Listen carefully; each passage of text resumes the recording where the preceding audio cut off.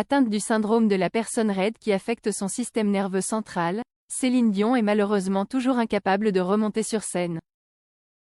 Les abonnés de la plateforme Prime Video ont pu s'en apercevoir le mardi 25 juin 2024.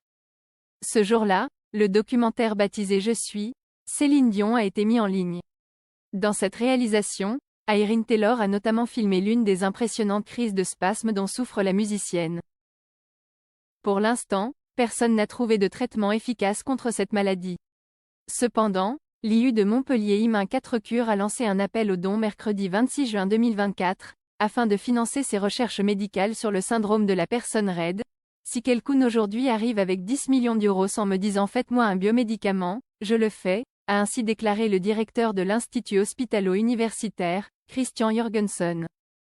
Pour mémoire, Céline Dion était entrée en contact avec les équipes de cet établissement de santé en 2023.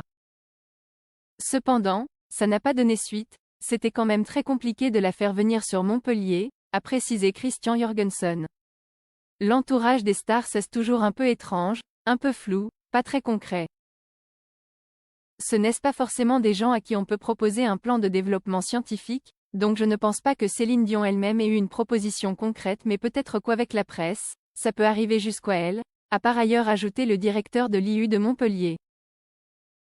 Ce dernier souligne également que ses équipes sont actuellement mobilisées à 200% sur 3 maladies, le lupus, la polyarthrite et la sclérodermie. Christian Jorgensen a ensuite précisé comment la maladie de Céline Dion pourrait être traitée. On peut cibler et détruire les cellules immunitaires qui produisent les anticorps qui se retournent contre le corps lui-même. Aujourd'hui, on le fait pour traiter la polyarthrite et le lupus, on sait le faire.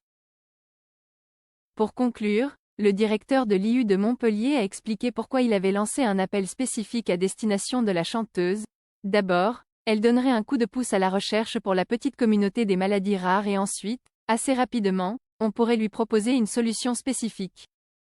Je pense que pour elle, 10 millions d'euros ce n'est pas grand-chose, et ce n'est pas du tout une plaisanterie. Si quelqu'un arrive avec 10 millions d'euros pour mettre au point un biomédicament, dans 2 ans il est prêt.